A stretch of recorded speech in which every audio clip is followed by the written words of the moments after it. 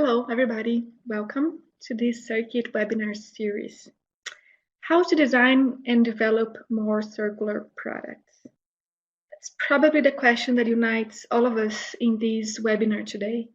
And this has also been one of the main questions in the last 3.5 years that we had on how to support companies to develop more sustainable and circular products. This CIRCit project started 3.5 years ago with the main goal to support the manufacturing companies in the Nordic region to make this transition from a linear to a more circular economy. And we all know that product development is a very important part of that. Over the last 3.5 years, more than 70 different companies have been engaged with us in a very direct way to co-develop a number of different tools and to evaluate all the different approaches that we developed throughout the project. This covered many different areas, from business model innovation to sustainability, closing the loops, and value chain, but also circular product design. That is the main focus of the webinar today. A little bit about me before diving deep into the webinar today. So my name is Daniela Pigoso. I'm an associate professor at the Technical University of Denmark, DTU, and I've been working with circular economy and sustainable product design for quite many years now. I was actually one of the co-leads of the CIRCit project together with Professor Tim McAloon, and I'm here today to facilitate this webinar. It's going to take about half an hour, no more than that, and our main goal is to provide an overview on how to design and develop more circular products by using a step-by-step approach that is supported by a number of different tools, including guidelines for product design and also a circularity assessment tool. Today is the third out of 7 webinars in total, where we are exploring the entire workbook series of the CIRCit project. If this is the first one that you are attending, you can still see the recordings of the other ones in our website. But I don't want to take any longer, and I want actually to introduce you to Sasha Shahbazi, that has been the main researcher behind developing those guidelines for circular product design. Sasha is a research consultant at RISE, the Research Institutes of Sweden, and he has been one of the key partners within the CIRCit project. Sasha, many thanks for coming here today. It's really a pleasure to have you on board. And I guess I'm not the only one. We are all very much looking forward to learning more about circular design and how can we get the most circular products out there. Thank you, and the floor is yours. Yeah, thank you very much, Daniela. Let me share my screen here.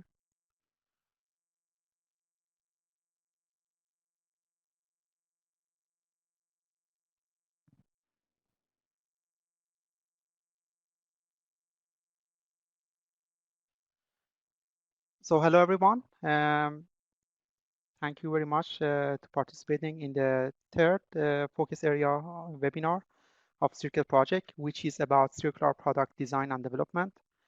I think the best way to present what have we achieved during this project is going through the workbook that we have and we developed.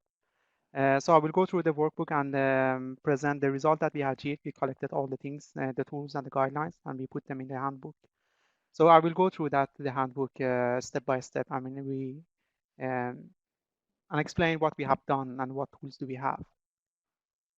So the first part of the handbook is about circular economy and also the CIRCit project that I will skip through, going to circular product design development part. So to start with, we have to know about generic product design and development process. We know that different organizations have different design processes, and depending on the product, even the design process can differ, right? So for the sake of the project, we had to have a very generic model. So we adopted its model from Ulrich and Eppinger, which is 6 stages. And we divide these stages into two parts. 2.5 is from planning to concept development and system level design. We call it earlier stages, and the other one we call it later stages. The focus area of the CIRCit project and what I present today with the model that I present later, the tool and the guidelines as well, is to focus on this area in the earlier stages of product design and development, because we want to avoid unnecessary costs, of course. So make the changes earlier is better. And of course, we want to have a greater impact when we go forward with our concepts and development. So for doing so, we need to be focusing on this area. This is where everything. This is where the work package, the handbook is all about. So for doing so, we propose a model for inclusion of circularity in the early design and development processes. And this model has several steps. The first step is preparation. And the first thing that the task that you have in this preparation is to map your product lifecycle and have an overview of the possible environmental concerns and effects of your product during its lifecycle. It might be a little bit difficult to map these things. Of course, we will have a rough estimation because we are still in the very, very, very beginning of the product development. But in the handbook, we have introduced a 7-step tool that helps you doing so. So I will not go through that one because there are a lot of tools and guidelines that can be introduced here. But I will quickly just pass them and explain the main parts. So there is a tool that helps you to do this product lifecycle mapping. After doing that, we assemble the right team, and the right team can differ between the companies, but usually there is manufacturing function, design function, and marketing. Of course, those who are working with product design and development, like the product owner and the product manager, and of course, those who are working with sustainability questions and also circular economy in the company. So the next step, which is really, really, really important, I cannot emphasize how important it is to defining a circularity goal in the very, very beginning. And this is not an easy task. We experienced some difficulties there with the companies. So that's why we came up with a proposal that using circularity strategy scanner might be super helpful here. And for those of you who who don't know what is a circularity strategy scanner, is a tool that is, I would say, is a backbone of the CIRCit project. All other focus areas were using that scanner. And it is a tool that helps you to understand what the strategies can you take to move towards circular economy. I can give you a look in the CIRCit website about this tool. So if you go to the CIRCit Nord website, if you click on the project and then go to circularity focus areas, and if we click on the focus area 3, which is circular design and product development, on the bottom, you can find all the 3 areas. So first of all, we go to strategy scanner here. So I'm trying to make it a little bit bigger here. So a scanner is, as I said, is a collection of strategies that are related to circular economy. On the top, you have rethink and reconfiguration, which is about, for example, selling your product, for example, renting out your product instead of selling your product. It's about the business model that you decide for your product. On the left part, we have reinvent, which is coming up with completely new ideas and innovative ideas about your product to sort of dematerialize your product, your value that you create. For example, what Spotify has done with the music industry. Then we have raw material and sourcing strategies, we have manufacturing strategies, and also product use and operation. And then when the use phase finish, you need to do something with your product. So you try to recirculate the parts on the product itself through upgrade, repair, maintenance, reuse, refurbishment, remanufacturing, and repurpose. Or if you cannot do so, you go through recirculating material like recycling, cascading, and recover. So what is the goal here with this exercise, with this tool, when it comes to product design and development, is to understand what your company located right now in terms of the strategies and what do you want to achieve in the new concept that you are trying to develop. So I can give you an example here. For example, in one of the companies that we were working, they are producing urban furniture. And that company has already had lots of good control over their material and sourcing of material. They were using durable materials in their products. But their idea was to be even more circular. So they decided to go with, for example, refurbishment, repair, and maintenance. So they said, okay, now we want our product to be repairable. We want our product to be refurbishable. So that was the result of the discussion that they had in this tryout with this tool. So here is also very important to mention that this stage is, as I said, is really important, and you can get a lot of information from the other work, let's say, focus areas of the CIRCit project. For example, we have a focus area which is about closing the loop. So you can get a lot of information about the products that you have already have in the market. So what is the scenarios for those products? So there is lots of information that we can collect and bring to the discussion here. You can go through the focus area, which is about business model that you have here on the top, and you can bring all those information to this discussion. What kind of business model do you select? There is lots of discussion about the screening, the KPIs. I'm talking about handbook number 1, and the environmental goal that you select. So that's also something that you can bring to the discussion here. So the goal is to decide what the strategies is relevant to your product. Going back to this model, so you try out the circularity strategy scanner and you come up with the circularity goals, really clear strategy goals. And what you need to do for the next step is to make some sort of changes, right? But you don't know exactly what you have to do with those changes. So that's why we collected an extensive number of the guidelines related to all those strategies that helps companies to make the changes in their product. I can show you the strategies again in the CIRCit website. If I go back here, make it 100% again. So this is how the guidelines will look like. I will in a second I will show you the file as well. So going back to the example that I gave you about the urban furniture manufacturer, so they decided to make their product repairable and refurbishable.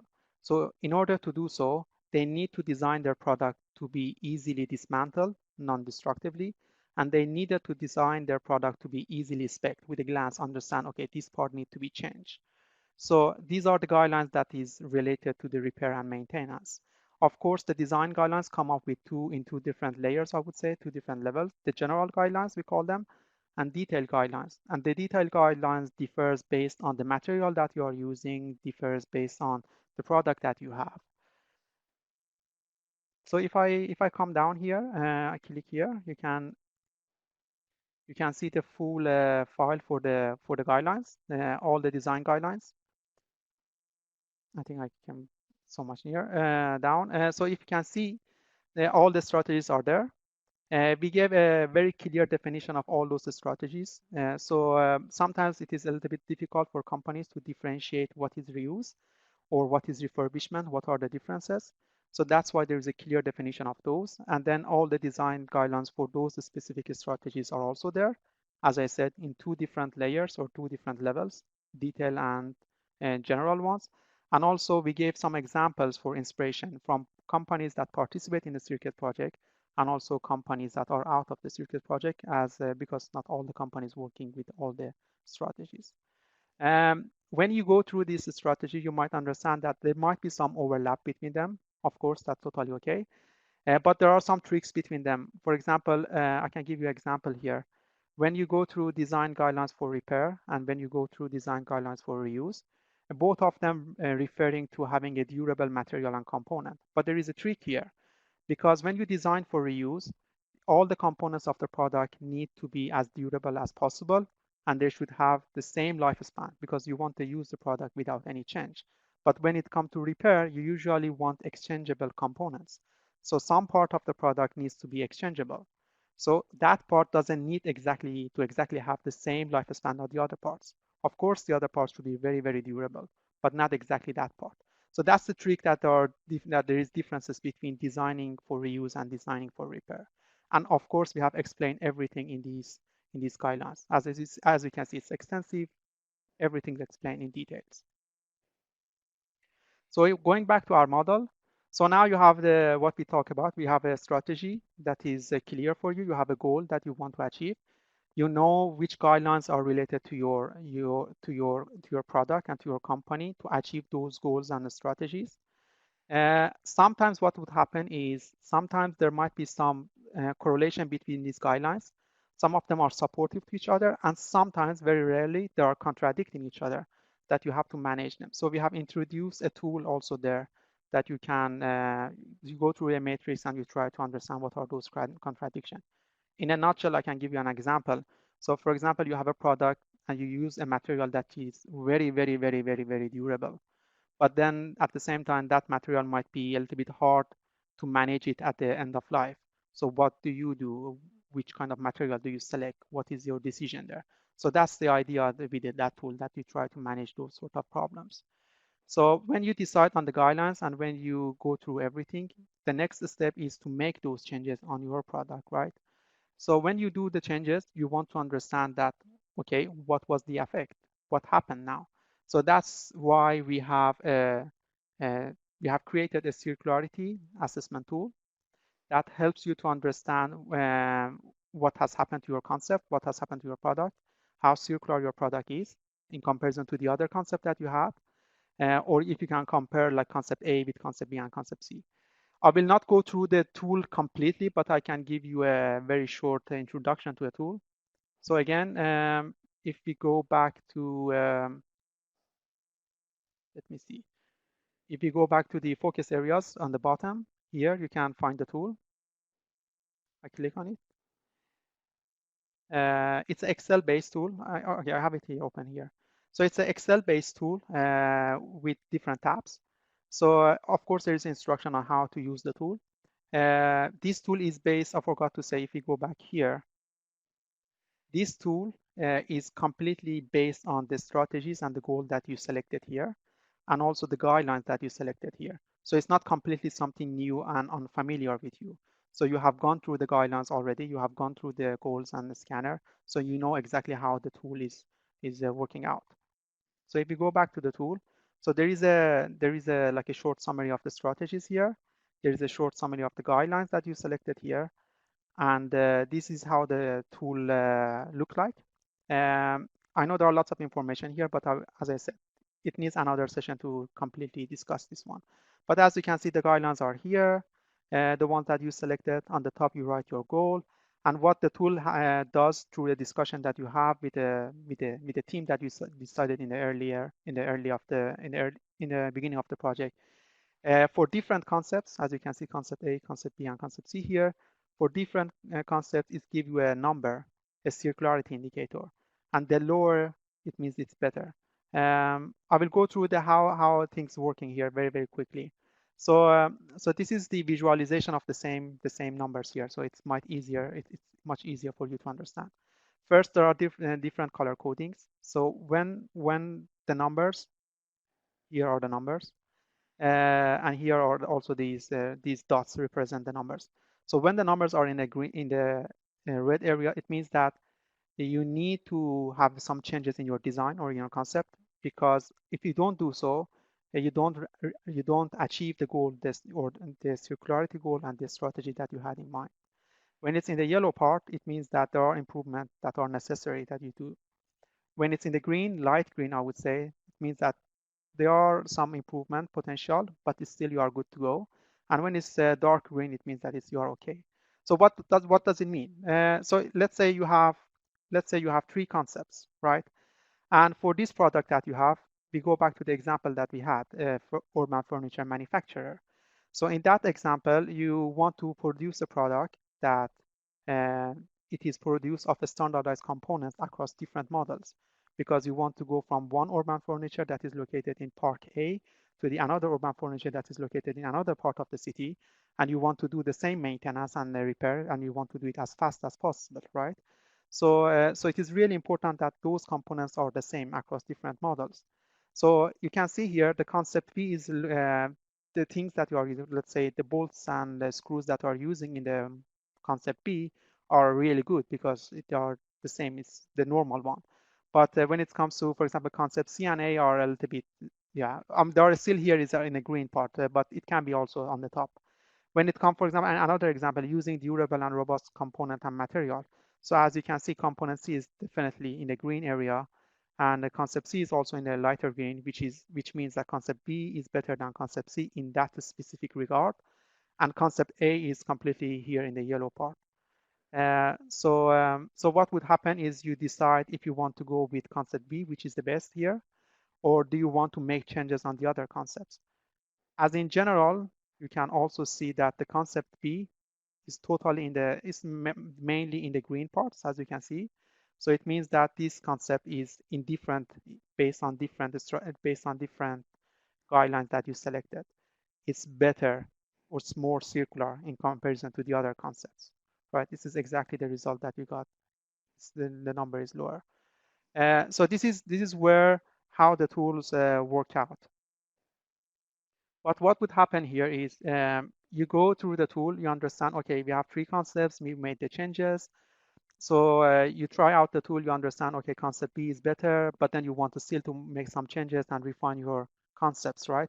So you do so, and then you go back to the tool again, you evaluate your concept. Sometimes you need to go back maybe 3 steps and do some more changes, maybe go through the guidelines again and do extra changes. And then you go back and do the circularity assessment tool. So there is always a back and forth processes between these steps. There is not as linear as it looks like right now. So I think I will conclude here. As I said, these are the steps that you are using in the earlier stages of product development and design.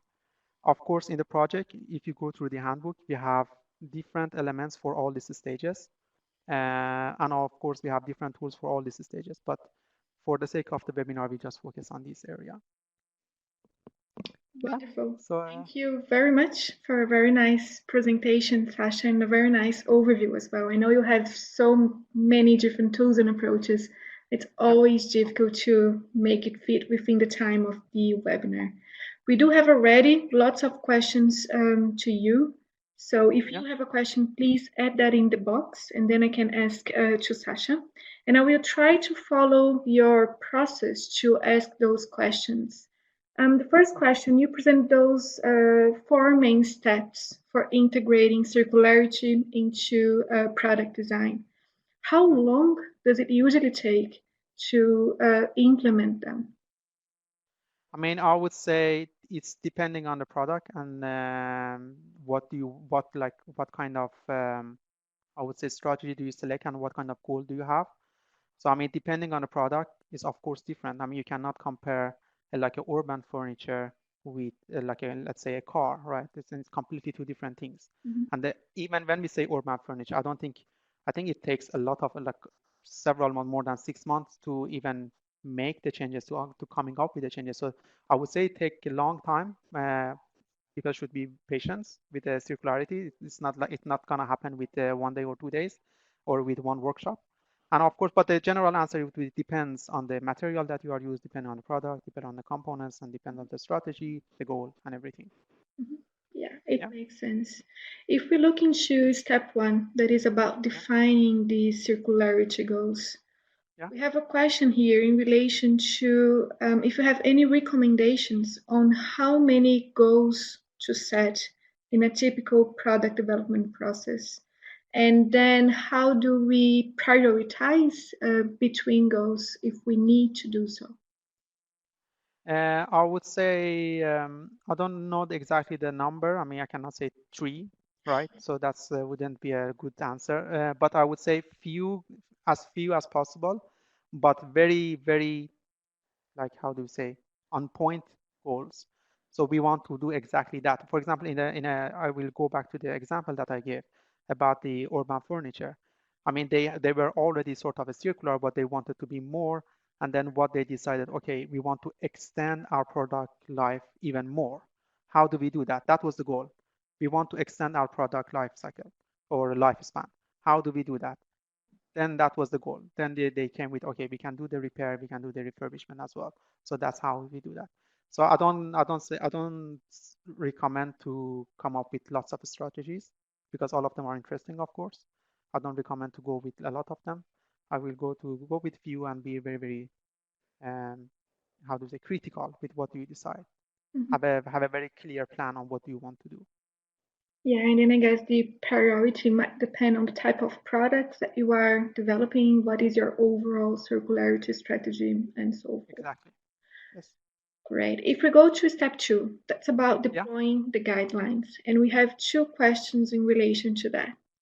The first Sure. one is, how can we compare the different strategies against each other? For example, should we design for reuse or should we design for upgrade? Mm, I would say this is depends a little bit. A little bit depends on the type of the product that again you have.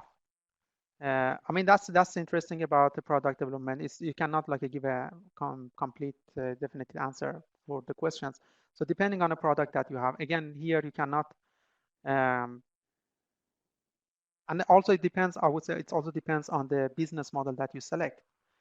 So if you for example select your product, if you want to share your product with several customers at a short period of time, that's your business model, like renting out your product, then the design should be focused on durability.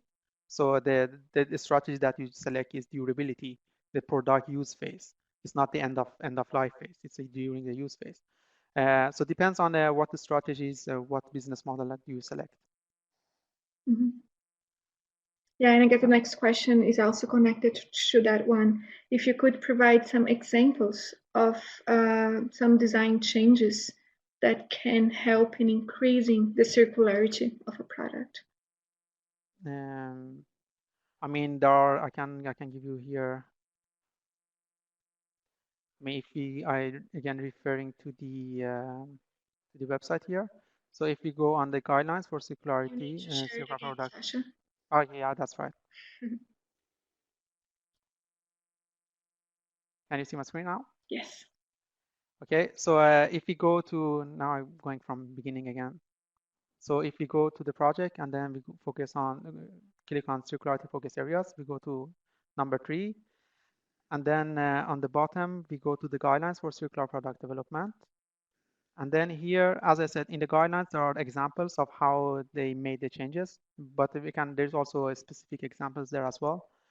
So for example, let's say, for example, this is an example for how do they solve the packaging issue, that they design the packaging in a way that more product can be fit into the box that they have. As you can see, the bottle changed the shape from being roundish to be flat. So they decrease the spaces for logistics and packaging. So less material being used for each of the transportation, I would say. And if you come down with for example, the repair and maintenance, this is a coffee machine producer that they design their product in a way to be very, very modular. And they put the main component on top, which is really, really easy to access. So when things getting broken, so they can just change it and then go to that part and change their main components. This is where the things needs to be exchangeable, right? I can give you an example for reuse here. I don't know, I should I go for all, I cannot go for all the strategies, but here is a company that working with us in CIRCit. So they producing like, let's say, interior furniture. And you know that when you buy the interior furniture from the other companies, after a while you can, I mean, they have been designed to be in the same shape. You cannot change them. And after a while, after a year, you might get bored of the change, right? Bored of the shape. But this company came with the idea that, okay, you can use the same furniture, but you can reshape them in different forms depending on the space that you have. So if you move from a smaller apartment or let's say office to a bigger office, you can, and then the shape of the office is different, so you can shape the product a little bit different. So these are the examples of how they come up with a design. Again, with remanufacturing, I mean, the repurpose design for recycling. Yeah, I don't think I will go through everything, but yeah, there is examples there. Yeah, and I think that one of the great things of the guidelines is that it's not only what to do, but also how to do it. And all the examples there can provide a very nice insight to designers and engineers. Yeah, of Great. course. our time is running very fast, but we do still have a couple of questions, so let's try to go through them very quickly. And they are about the applicability of the process, the guidelines, and the circularity assessment tool. The first one is about absolute circularity. Is that possible to apply those tools to design a product that is not available in the market yet and can be truly circular? That's a very tricky question. The product that is not already in the market and it be 100% circular. I don't think so. I mean, I don't know. I haven't seen any product that, I mean, depend on how do you define circularity, but yeah, and I guess the I don't know. I don't have any answer for that. I don't think that we can do that. I mean, yeah, I I guess don't that have the any question example in here mind is either. whether the tool is mainly for redesign of existing products or whether it can also be used for designing completely new products. I would say it's for both. So if you go through the guidelines, it gives you an insight without having an idea. It gives you insight how the product should be designed or how the mindset should be there when you're designing a product. So this is how does it work for the product that doesn't exist in the market. But if you have a product that you want to have like a, let's say, upgrade on the product, or you want to have come up with a new, like a, let's say, new model of the product that already exists. So you can, as I said, you can go see what has happened to the product that you have, try to apply the guidelines that exist, and then make the product more circular. Yeah, I guess the last question that we have time for today is this workbook also applicable for product service systems? Yes, so I would say yes, because when it, as I said, I can share my screen very quickly again. So if you go to the handbook, if you go to the guidelines here again, you can see that there is a strategy called rethink, and the rethink is mainly about the business model that you select, right?